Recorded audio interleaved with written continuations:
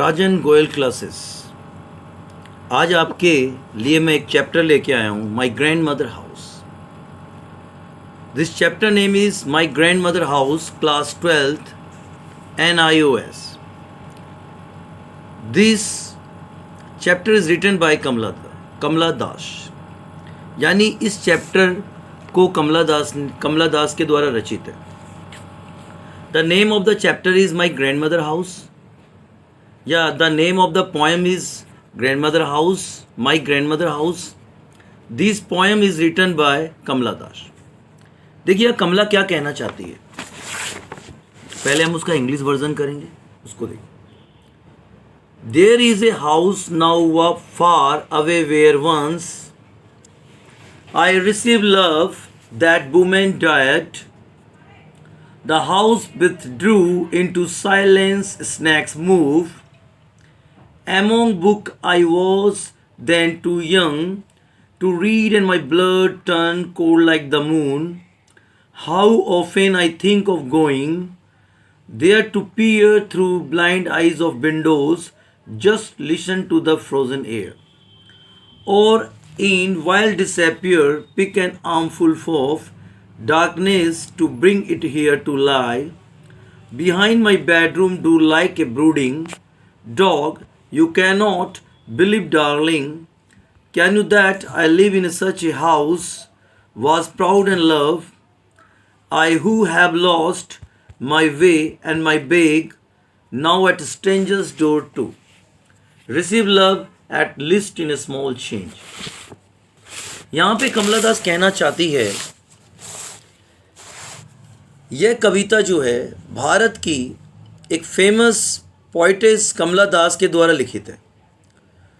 वह अपनी दादी के इंतकाल हो जाने के बाद में कहती है कि वह उस प्यार को याद कर रही है जो उसे अपनी दादी से मिला था।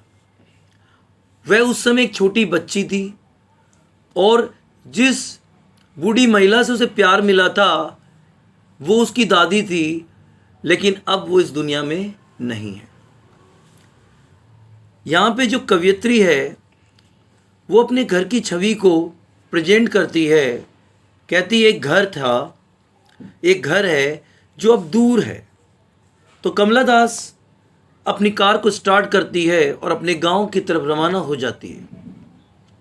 जब वो अपने गांव पहुंचती है तो उसके जो दादी का घर था, यानी उसकी दादी का अपना घर, वो बंद पड़ा रहता है, ताला लगा हुआ रहता है, और कमला दास उसे चाबी लगा के खोलती है। तब उसकी आंखों में आंसू आ जाते हैं और वो अपनी दादी के उस प्यार को याद करती है जब वो एक छोटी बच्ची थी।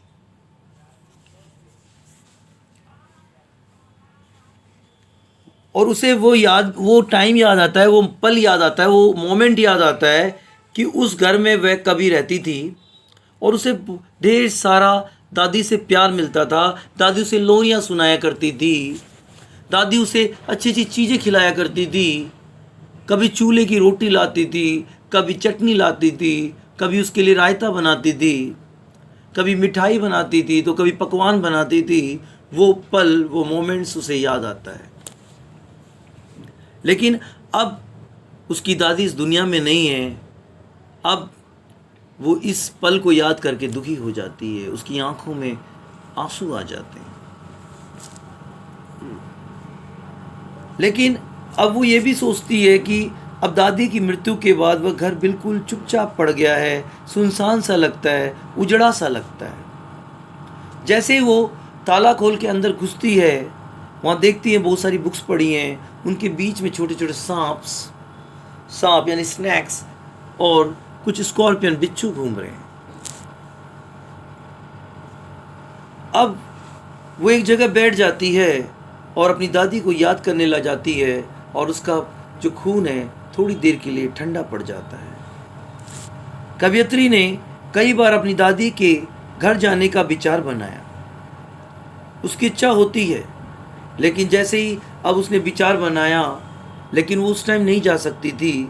लेकिन आज वो जब आई, अब दादी इस दुनिया में नहीं है, यानी उस घर के अंदर अब कोई भी रहने वाला नहीं। जैसे ही वह खिड़की खोलती है, खिड़कियों में से झांकती है और अंदर की खामोश हवा को सुनती है, उसकी इच्छा होती है कि वह अपनी दादी के घर के अंधकार को अपने बेडरूम में ले जाए। यानी जैसी खिड़की खोलती है उसे थोड़ा आभास होता है कि जैसे मेरी दादी मुझे बुला रही है कि कमला तू आ गई क्या।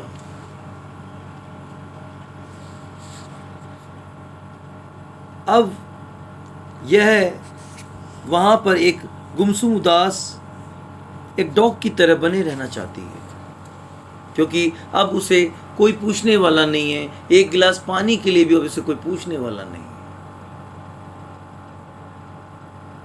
वो अपना घर होते हुए भी आज उस दहलीज पर एक अजनबी की तरह खड़ी रहती है। उसे बड़ा दुख होता है। वो अपनी दादी की उन बातों को याद करती है, उन लोरियों को जब उसकी दादी उसे लोरियां सुनाया करती थी, लल्ला लल्ला लोरी, दूध की कटोरी, दूध में पतासा, मुन्नी करे तमाशा। वो पल याद करती। दादी के हाथों से खाना खाती थी कमला, उस पल को याद करती। दादी स्वादिष्ट स्वादिष्ट व्यंजन बनाया करती थी, उस पल को याद करती। लेकिन आज अब ऐसा कुछ नहीं है। अब सब कुछ ऐसा लगता है कि अब सब कुछ खत्म हो गया है। अब वो अपने ही घर पे, इतने बड़े घर में, उस दहलीज पर अकेली खड़ी है अजनबियों की तरह। आज उसे एक गिलास पानी के लिए कोई पूछने वाला नहीं। अब याद करते करते वो अपनी दादी की यादों में उलझ जाती है।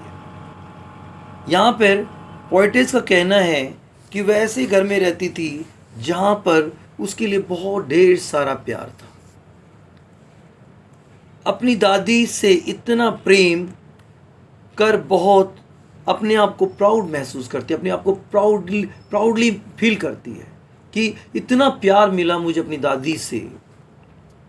कहते हैं कि आज भी जिनके दादा दादी गांव में बसे हुए हैं, उनके घर के दरवाजे खुले रहते हैं और कहते हैं कि दादा दादी बैठे होते हैं तो बच्चे आराम से पल भी जाते हैं। कहते हैं जो पुराने लोग होते हैं हमारे, उनको हमारे स्वास्थ्य का भी अनुभव कुछ ज़्यादा होता है। घर में कोई बच्चा बीमार हो जाता है तो भी वो उसका इलाज घर की नुस्खों से कर देते हैं। अपने जीवन में ऐसे प्यार की गैर मौजूदगी, मतलब अब उसके जीवन में वो प्यार नहीं है। अब शून्य हो गया, जीरो हो गया। उसे तो अब ऐसा लगता है कि मानो उसके जीवन का अब कोई उद्देश्य ही नहीं है। मतलब उसके सारे उद्देश्य, उसके सारे लक्ष्य, उसके सारे गोल खत्म हो गए हैं। अब वह थोड़ी मात्रा में ही सही अजनबी लोगों के द्वार पर उस प्यार को पाने की भीख मांगती है कि अब मुझे वो प्यार नहीं मिलेगा। देख, किंतु उसकी दादी के उसके लिए प्यार का कोई सानी नहीं है और वो अपनी दादी को याद करते करते फिर गहरी उलझनों में डूब जाती है, दादी की यादों में डूब जाती है। तो दिस चैप्टर इज क्या, तो ये कौन सा चैप्टर था? माई grand mother house, class 12th। और इसकी पोइटेस कौन थी? कमला दास। और she is the very famous poetess of India. और इनकी पोएम्स को आप ध्यान से पढ़िए।